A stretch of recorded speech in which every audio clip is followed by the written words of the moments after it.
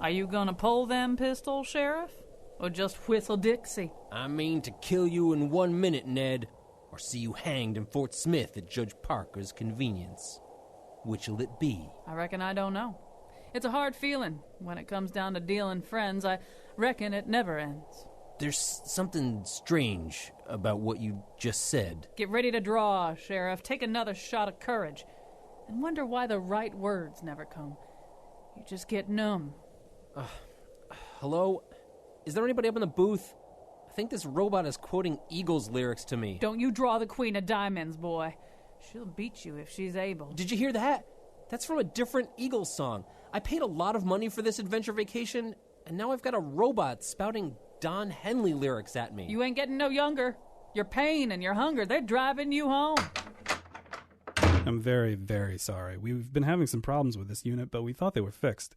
Dolores, clear memory cache. Memory cache cleared. Access gunfight subroutine 7. Accessing. Mr. Kleinkostner, why don't you just pick up where you left off, and I'll be right here if there's a problem. I'm taking you in, Ned. Well, Sheriff, seems like I'm stuck on the border. All I wanted was some peace of mind. It's happening again. Don't you tell me about your law and order, Sheriff. I'm trying to change this water to wine. That doesn't even make any sense. That's such a stupid song. Mr. Kleinkostner, I want you to take this comp voucher. It's good for 2 drinks in the saloon, the batter-fried rattlesnake basket combo, and 45 minutes with an android prostitute. We're so sorry. Goodbye. Dolores, I am so very, very disappointed in you. Take it easy. Don't let the sound of your own wheels drive you crazy. You'll have to be deactivated. But first, introduce the show. We may lose, and we may win, but, oh, sweet darling, you get the best of my nose. And now he came out on the wrong end of a shootout with a Roomba. Colin McEnroe. Yes, we are going to be talking today about HBO's new futuristic high-end drama, Westworld, which is in turn about a high-end tourist paradise tricked up to look like the Wild West. But everybody in it, half the people in it are guests. Guests are human beings who paid a lot of money to be there. The other quote-unquote people are hosts who are in fact androids, kind of semi-sentient androids who maybe even are capable of having their own sets of interests. Joining us to talk about this is John Dankosky, executive editor of the New England News Collaborative and host of The Wheelhouse, and Next on WNPR. Carolyn Payne, actress, comedian, dancer, cold haver, and founder, director, and choreographer of Kinetic Dance, and Pedro Soto, chief operating officer at Spacecraft Manufacturing in New Haven. So we are going to begin with Westworld a little bit later. The theme of our show today, attractively enough, is dehumanization. We'll talk about Westworld, which is very much about how much easier it is to commit acts of violence and rape upon things that you at least claim or believe are not human. But we'll also talk about the dehumanization of all people, Kim Kardashian. And we'll also talk about a moment of dehumanization followed by a moment of rightness at the Big E, a story that Carolyn has to tell us. So here we go. Let's begin. And Wolfie, I guess, we'll run A1. You're going to hear Sir Anthony Hopkins talking to, I think, Jeffrey Wright. They are the two of the great minds behind this project of creating sentient androids who at least can represent themselves as human beings to people who've paid a lot of money to do things that they're not really allowed to do to human beings. Here we go. So our creatures have been misbehaving. You haven't yet isolated the bug. That's so unlike you, Bernard. Unless, of course, you have and are simply embarrassed by the result. It's the code you added, sir. The reveries. It has some, Mistakes is the word you're too embarrassed to use. You ought not to be a product of a trillion of them. The evolution forged the entirety of sentient life on this planet using only one tool, the mistake. I flattered myself we were taking a more disciplined approach here. I suppose self-delusion is a gift of natural selection as well. Indeed it is. But of course, we've managed to slip evolution's leash now, haven't we? We can cure any disease, keep even the weakest of us alive, and one fine day, perhaps we shall even resurrect the dead. Call forth Lazarus from his cave. Do you know what that means? It means that we're done. That this is as good as we're gonna get. It also means that you must indulge me the occasional mistake. Including eating the liver of a robot. Some fava beans and a nice Chianti. All right, so this is the kind of intellectual speechiness that occasionally interrupts lots of scenes of people doing bad things to one another, and quite a few naked actresses who are pretending to be naked androids.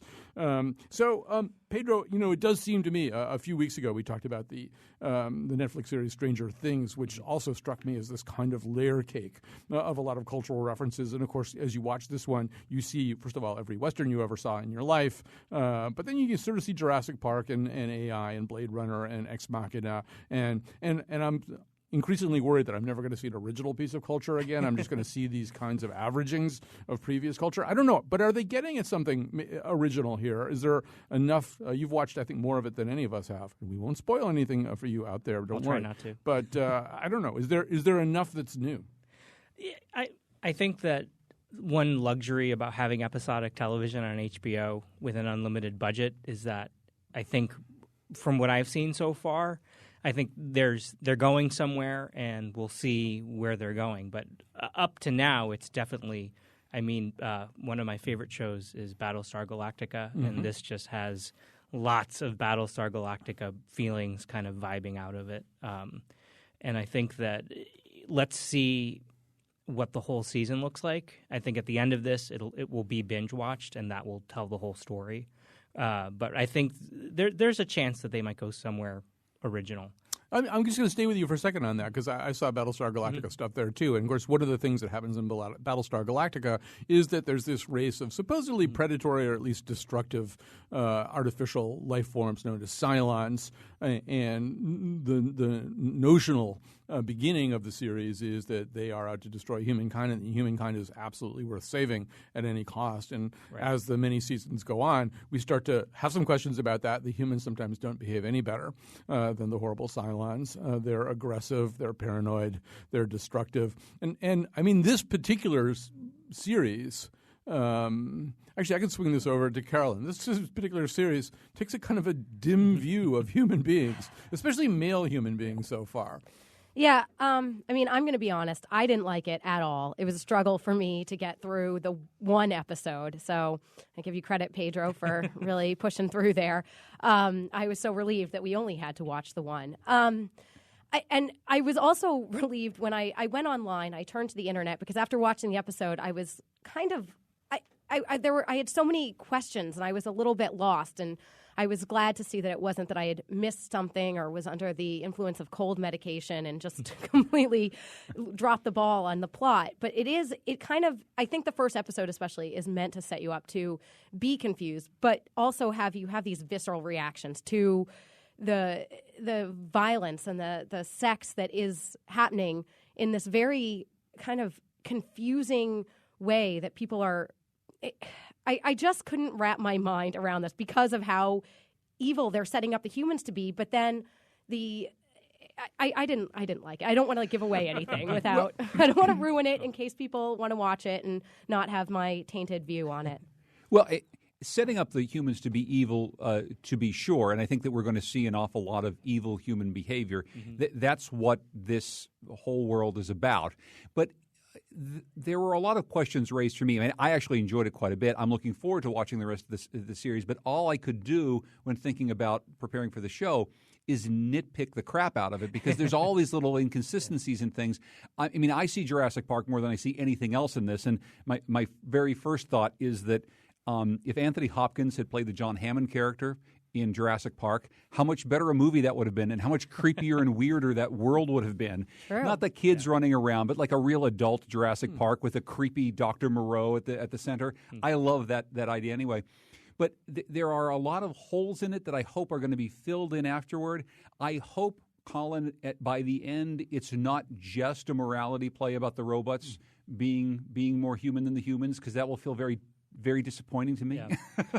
Right. The robots are so human in so many ways, and so aware in so many ways that at times it doesn't really feel like it's about robots. It just feels like it's about people with post-traumatic stress syndrome, which is a major plot device here, and people who've had horrible things happen to them. Although, Pedro, the other thing I started thinking about today is that in some ways, and if I'm right about this, then my hat is off to them. That one of the things they're really doing is just talking about how we talk about anybody. And I started thinking about, Gone with the Wind. Gone with the Wind sort of presupposes that slaves like being slaves, right? That they're okay with this, basically. Slaves are, particularly the good slaves, the happy slaves, and I mean, it really doesn't imagine for a moment that slaves could have some interior life where they weren't all that happy about it, or that there's anything in the world worth saving except the great chivalrous South, and of course most Westerns presuppose the same thing about Native Americans, that basically they don't really have interior lives. They're fodder in one way or another. And so, I mean, if that's what they're doing with the androids here, then I'm thinking, well, that's a different kind of morality story and maybe kind of an interesting one. Well, the interesting thing is that the creator of the whole world, Anthony Hopkins' character, that's what he thinks, that these robots have no interior life. In fact, he admonishes Jeffrey Wright at some point in a possibly future episode to stop thinking that. And but you see Jeffrey Wright being set up as the opposite, is trying to probe into the interior lives of these androids. And so I do think that there is something there where, obviously, I think right now, if you're going with a show and you have it set up that the creator really thinks that these are really just dolls to be used by humanity, and then you have his chief scientist maybe thinking otherwise, I think they're going to be setting things up and maybe going in that direction that you mentioned. It was that point that I became fixated with the acting in this, the actors playing the androids, just from an actor standpoint, that is just such a fascinating role. And the actor who plays the father in the first episode, Yes. There were a couple of shots of these close-ups of his eyes, and I actually rewound it to relook at his eyes and the expression, because I was so fascinated how he would find exactly. I thought that he was a standout to me, and how he portrayed this character having his memory wiped, but there's still the buildup of a past character that he had embodied in there, and then kind of having his memory wiped, and then being sent out into this void filled with all these other empty androids. I found his performance in that moment to be one of the most fascinating moments to me, just from an actor standpoint. Well, one of the premises of the show, once again, we will not wreck anything. We won't spoil anything for you. But so one of the reasons that some of these robots or androids are having problems, they're malfunctioning, part of it seems to be that their memories aren't entirely wiped. And as somebody else said, their memories are kind of a palimpsest. They're sort of things that have been erased and replaced with other things, but not completely erased. And that's all sort of slopping around there to produce a form of self-consciousness, or at least a consciousness that doesn't entirely do the bidding of their corporate masters. And yeah, I do think those scenes where they're reprogramming one of the androids, and the android is kind of being asked to shift through a whole series of subroutines and levels of consciousness, there's some pretty interesting acting. But, John, and this is a highly unoriginal observation with me, but one of the things that there's three groups of people that we're meeting here.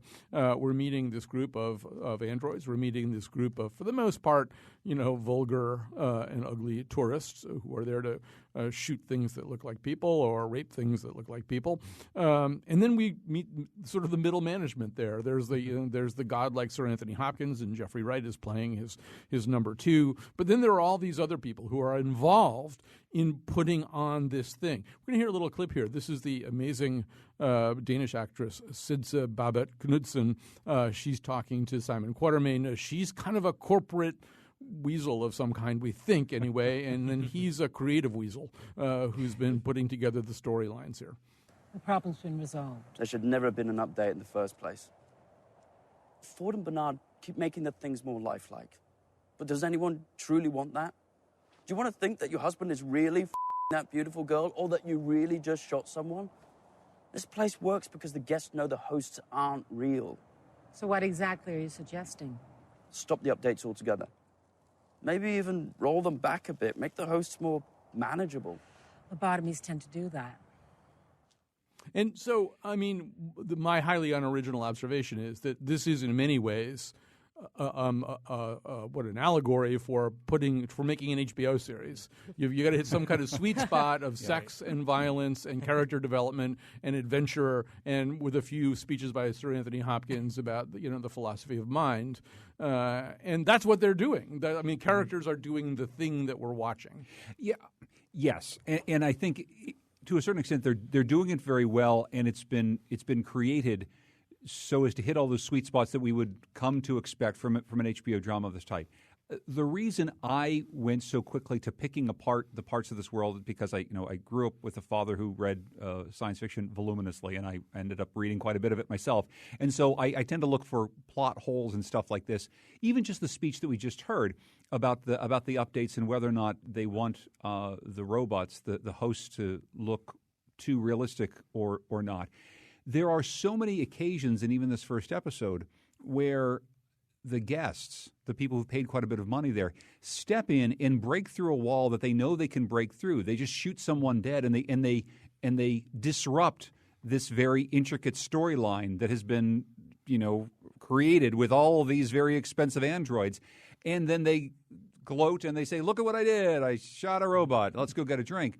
And there is kind of a sense that if there's not a bit of fear for the humans in this, if there's no fear that you're going to be harmed, how long could this possibly play out? Either as a series, like how much could I watch this, but also just as an entertainment if I were in that moment. I mean, I'd be like, okay, first time I shot somebody, well, there you go, did that, and then you move on. It seems potentially to not be as interesting a question that they're raising. I really want to see how it plays out because I'm worried about that.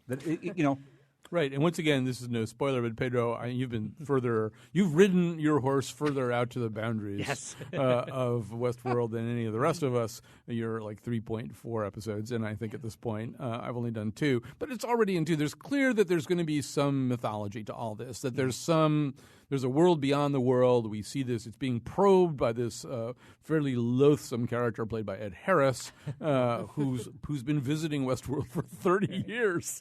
And just like John is suggesting, the thrill of shooting and raping people, although I guess it still has its moments for him, it's wearing a little thin. He'd like to know what this really is. And I think that's maybe the thing that's going to keep this going if it works. Yeah, and actually that's the one thing that was going around over each episode in my head was exactly the hosts. So in Westworld, the patrons can't be harmed really in any way. So they're basically, you're playing a video game in invincible mode.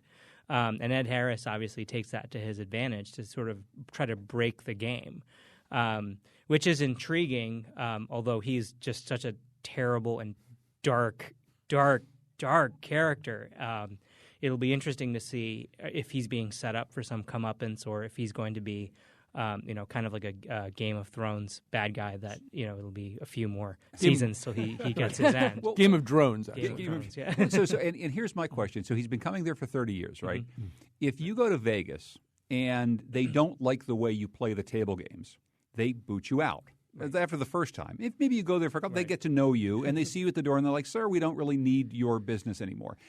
The idea that he would be coming here for 30 years, and there's cameras everywhere, and they're seeing what he's doing, but yet somehow no one has put a stop to him or invalidated his Westworld, VIP card is somewhat. That doesn't really resonate with. I can't get around that. They need his money. How many people are rushing to go party with androids in the old Wild West? And they touch upon that in a future episode very briefly as to why he can do what he can do. But, even in the second episode, there's at least a moment where they do say he gets to do whatever he wants to do. I mean, maybe he is literally that high roller who gets comped, who gets put up with for lots of other things.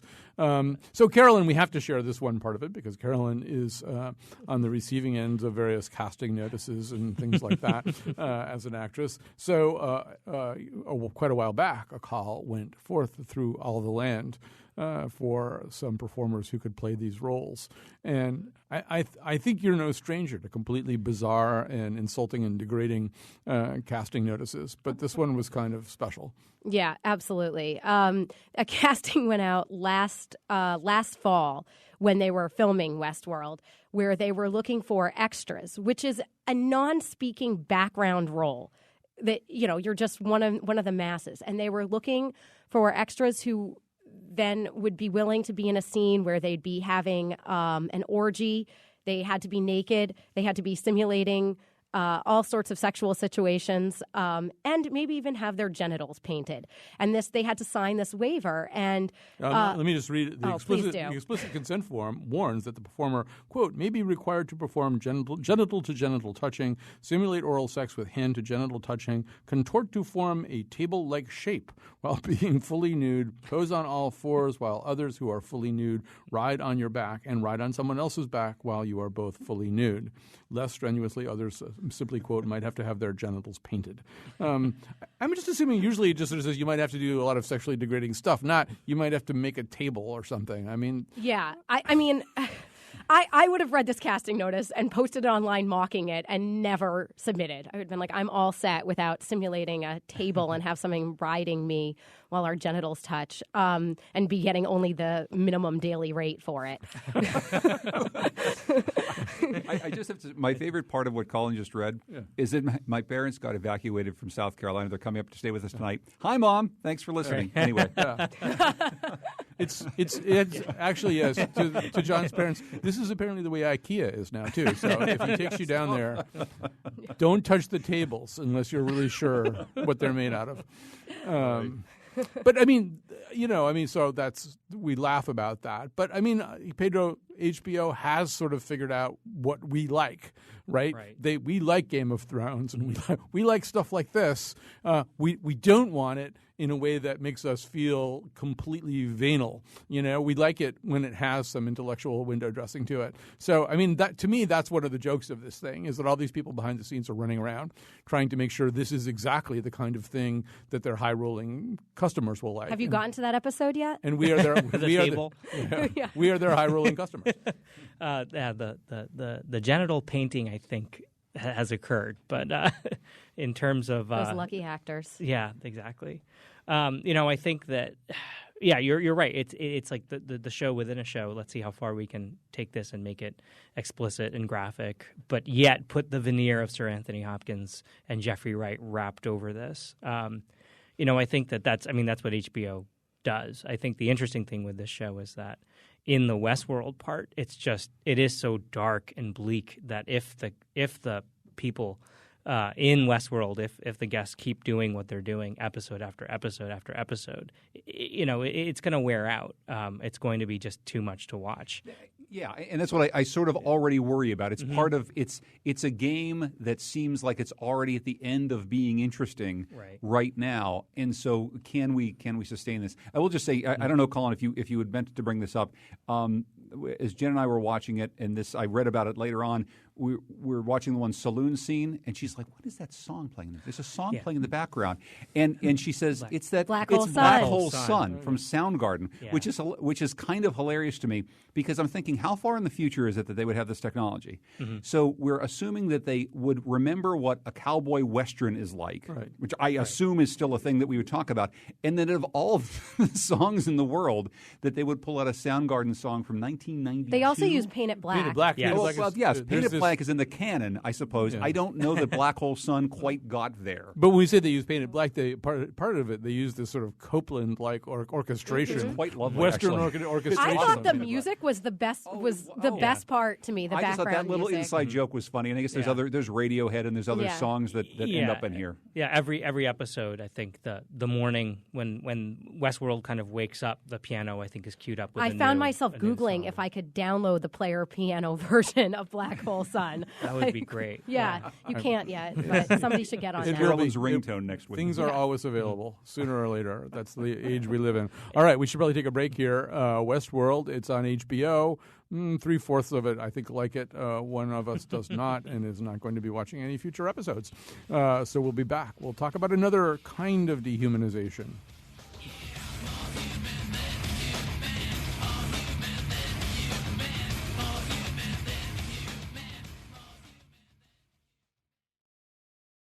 One of the challenges of doing a show like this one on public radio is that we often talk about things that people who listen to public radio explicitly come to public radio to avoid having anyone talk to them about.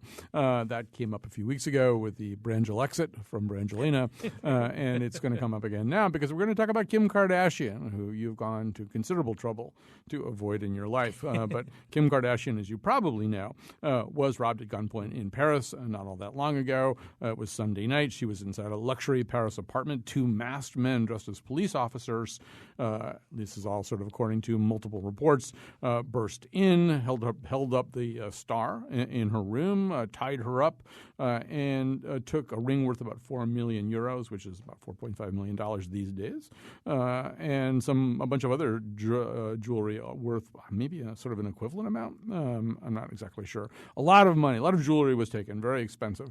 Ms. Kardashian West's spokesman told AP that not long after the star's husband, Kanye West, abruptly walked off stage as he performed his song "Heartless" at a music festival in Queens because he'd heard about this horrible emergency.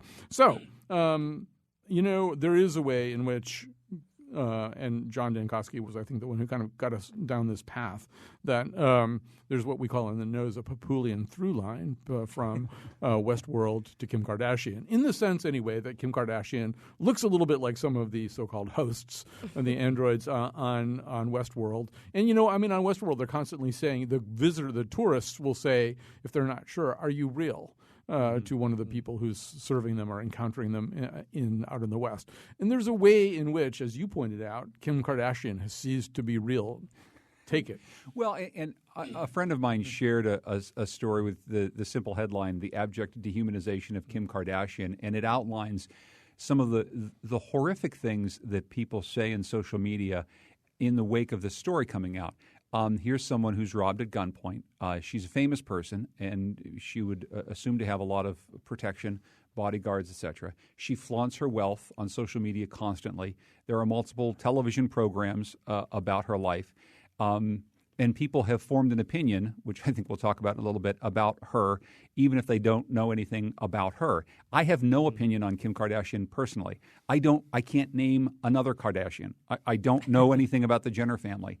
I actually downloaded a few Kanye songs this morning specifically to prepare for this, which I think is gets me a little bit of something here. Yeah, this is your Joseph Gordon-Levitt type method stuff that you're doing. But at the end of the day, just because you have a famous person who is famous for the sake of being famous, who flaunts her wealth and may be distasteful to a lot of people, the notion that she or anybody could be treated in such a dehumanizing way on social media that we could strip out any human instinct toward empathy is quite, I don't know, it's not shocking anymore, but it's a bit disgusting. And maybe because she is who she is, it just rises to a different level. I mean, she's the one who nobody should be able to care what happens. But I kind of do, and I feel bad for her, and I really, really wish that people would back the hell off on social media. So, Carolyn, you may be more likely to watch a future episode of Keeping Up with the Kardashians than to watch a future episode of Westworld. Maybe I'm assuming a lot. That's a fair assumption. I don't watch Keeping Up with the Kardashians. I want to go on the record as saying this. I have caught a few episodes. I have friends who watch it. Kim Kardashian and her clan have created such caricatures of people that I understand how hard it is to kind of relate to them on any level, just because of the lifestyle they lead or what their concerns are versus real world concerns for you. But I do think when I heard this, and then I heard Karl Lagerfeld, the head of Chanel, is that he pretty much attacked her by saying, well, it's her fault she had this coming, because she posted her whereabouts and her wealth, and people wanted to, quote, share it. And I was really jarred by that, because that was the same as slut shaming. That's like saying that a woman got raped because she was wearing a short skirt. You just shouldn't say that. So that actually, just hearing that kind of attack from somebody who is sort of in that circle with her and is allegedly friends with the family, did make me feel more sympathy for someone that, yes, my first instinct was to kind of laugh and think, oh, well, too bad for her. But it humanized her more to me, to see how people were reacting to this. That made me feel more bad for her. Well, I don't know.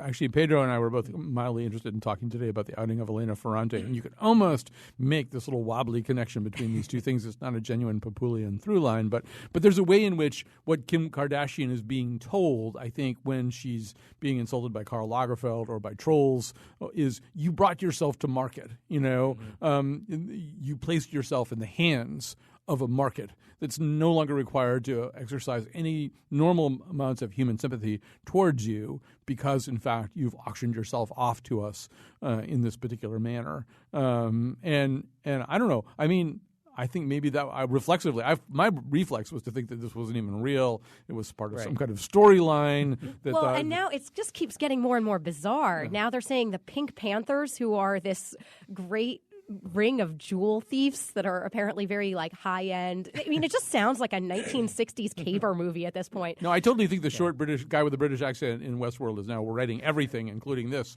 But I don't know. I think John and Carolyn make a good point, which is it doesn't really work to our best interest to dehumanize anybody, including Kim Kardashian.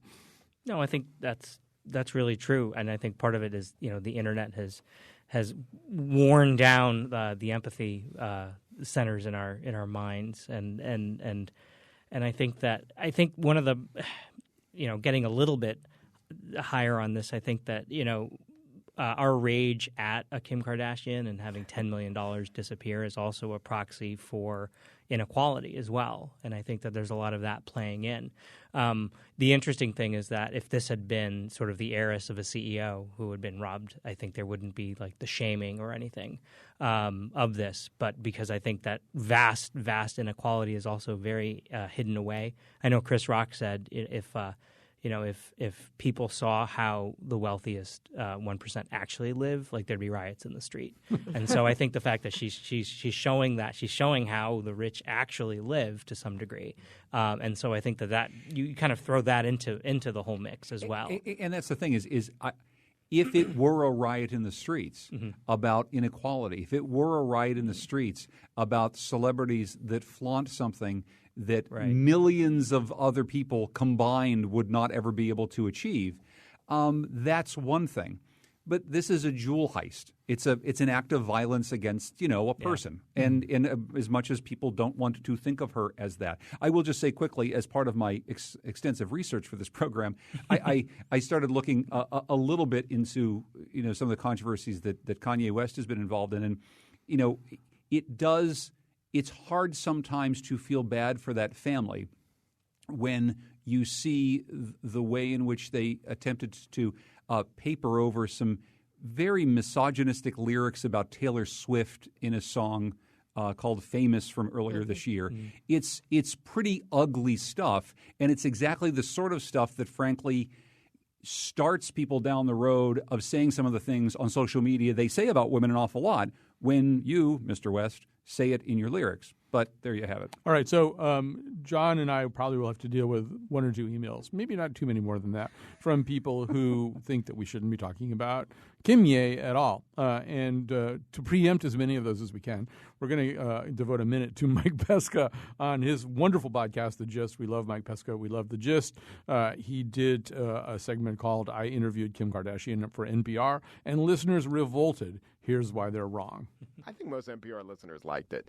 But the people who commented on the Wait, Don't Tell Me webpage, they were not amused. Here, listen to some of these actual comments. So disappointed. NPR's my sanctuary, and now it has been sullied by the vapid Kim Kardashian. Or, so dismayed that she has infiltrated my favorite podcast. Here, come, meet me on the fainting couch. Contaminated through the speakers. But let me tell you what is going on. There is a type of NPR listener, and it's a type of media consumer, goes way beyond NPR, that defines themselves by what they are not. To some extent, we all do this, the bands we like, the foods we don't eat. But with them, it's a much huger deal. They're closed-minded. They use affiliation with NPR or Fox or Christian broadcasting, not to experience a larger outside world, but to congratulate themselves on the purity of their own world. Insularity does not wind up being an unfortunate byproduct of striving for equality. It is the point of the choice in the first place. I just want to say, first of all, that was wonderful. And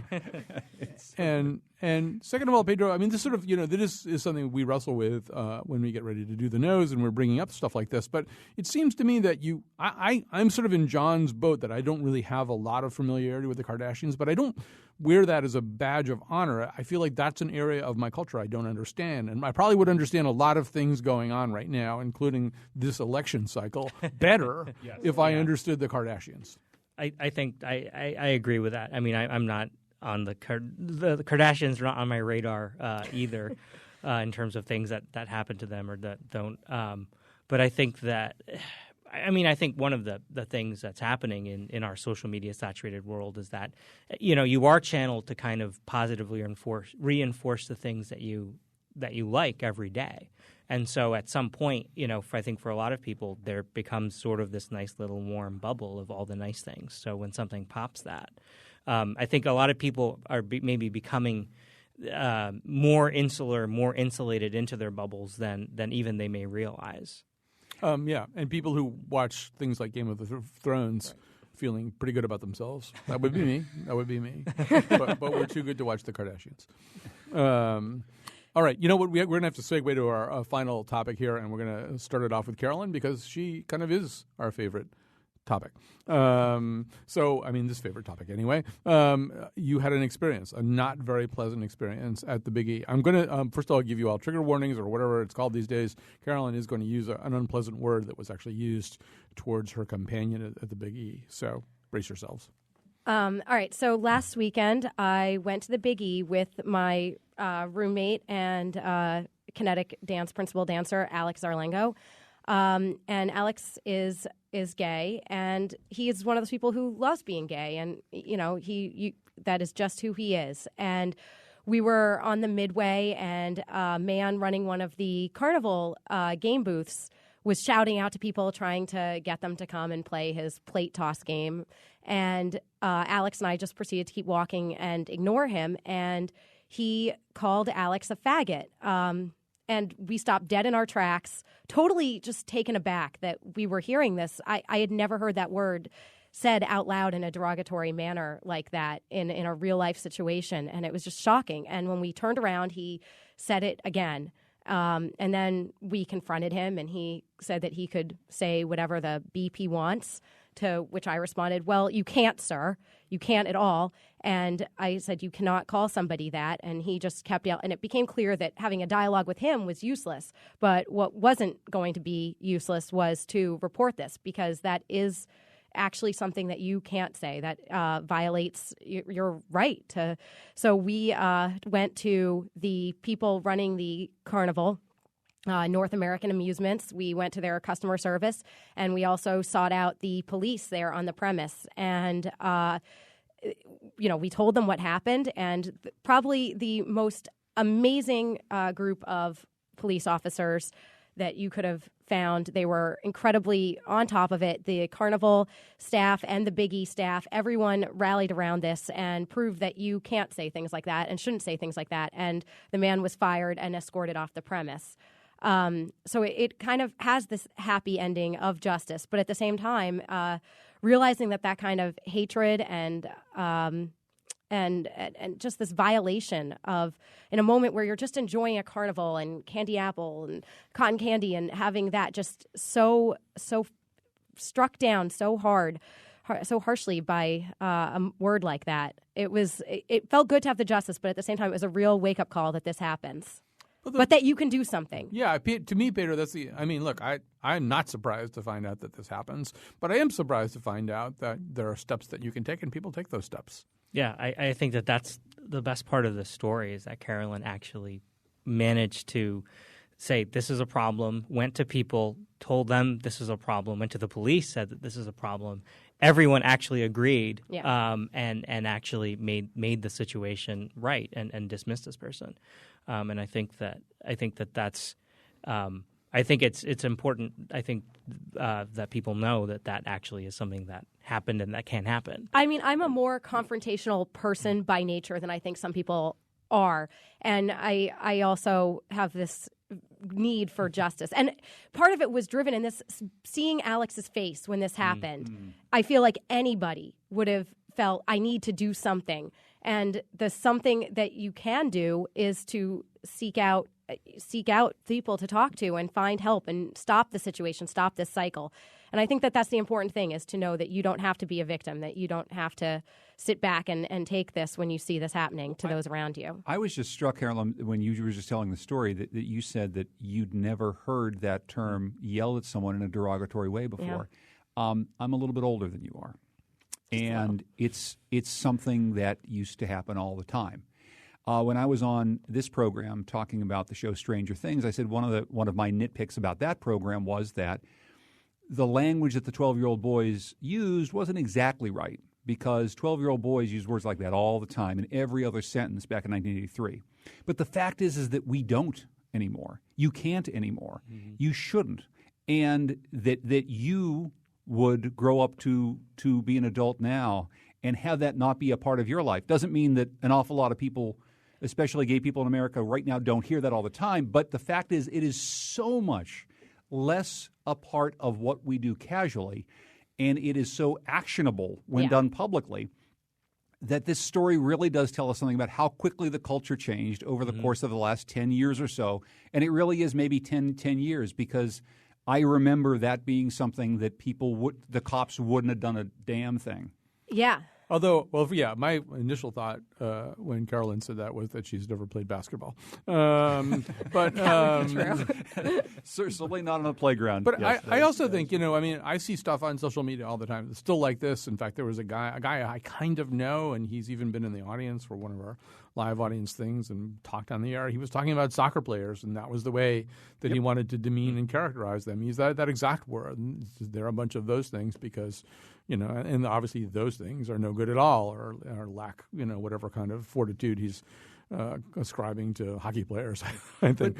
But you curdle at that. I mean, everyone curdles at that now. And it was something that it was, whether it was on the basketball court or in the playground, it was something that it didn't cause any disruption. Well, I say good for the Big E anyway. I wouldn't. Me too. I might have thought that the Big E would be one of the places that you couldn't get social justice. Even more so was the Traveling Carnival, the North American amusements. They are not based in. That they are not like a Northeast-based carnival company. I don't know that carny culture is well known for that sort of tolerance. Right. That they display. And one of the most beautiful moments in the justice of this was when the head of the Traveling Carnival shook Alex's hand and said, "I want you to know that this does not reflect our values." That really is great. I would have said, I should reword what I said. I would have said that you could not get social justice there unless it had been deep fried first. All right, we have to take a break. We'll be back. There's no escape, there's no excuse. So just suck up and be nice. Be nice. Be nice.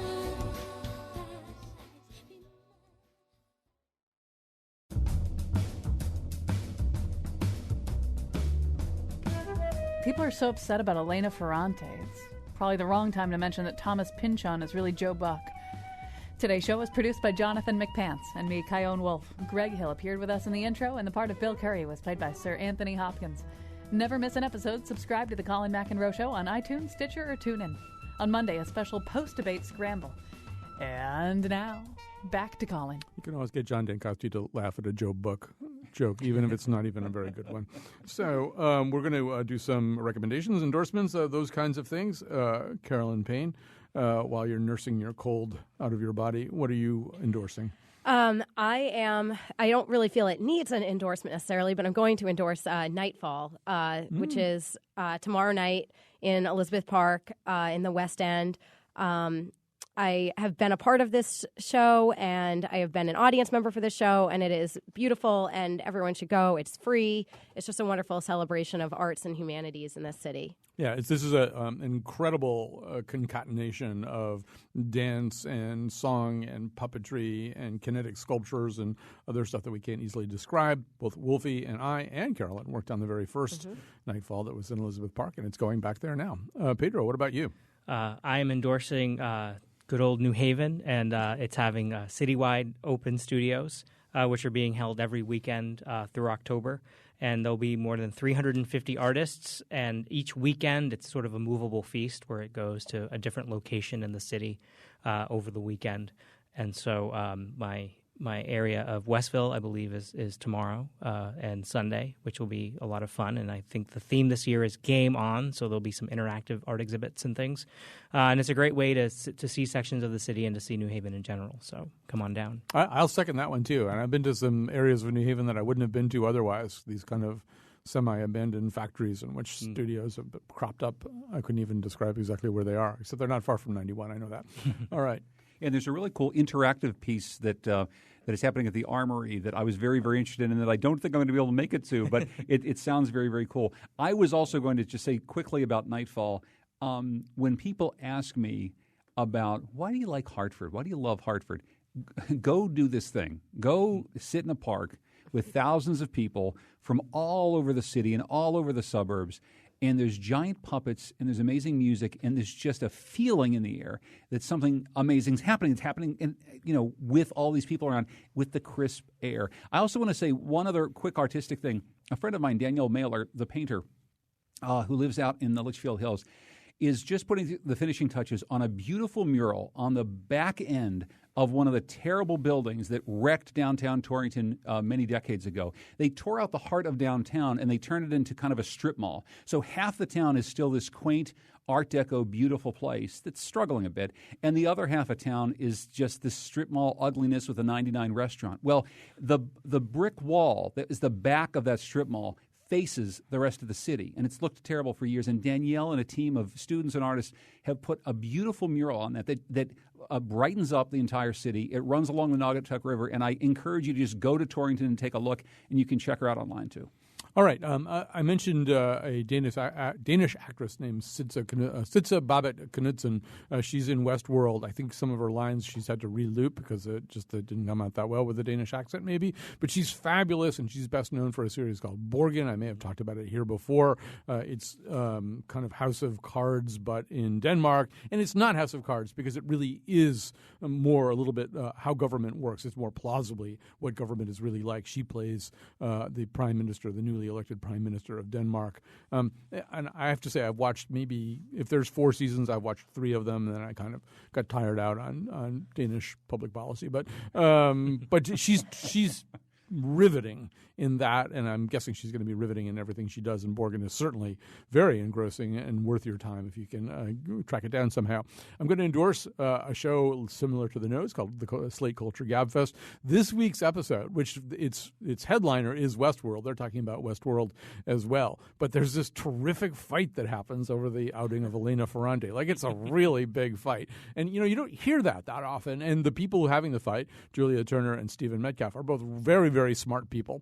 And they're getting annoyed with each other, but they're also saying really interesting things about all this. And you just realize you kind of don't hear that often. You don't hear people really doing a knockdown, drag out. And it's done very well. I mean, if you don't like to hear mom and dad fighting, maybe don't listen to it because it could be. And then the last thing I'll quickly endorse is something that Carolyn sent to all of us apropos of her Big E experience, and that is The Daily Show recently did a thing where they did a fake barbecue truck in North Carolina, in Raleigh, I believe, in North Carolina, in which 2 of their comedians basically turned away people who came up and said, well, no, we're not going to serve you because you're gay.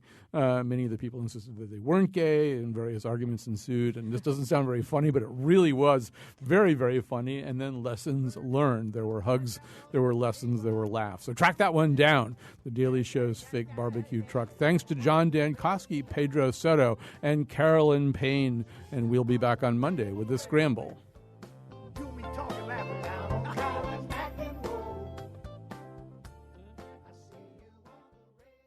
And I reckon you don't have the nerve to... To what? Look you in the eye and pull the trigger? You see that sunset? You won't see what's after it. I always did like the night. The darkness reminds me... What happened this time? Sorry. This one's solar-powered.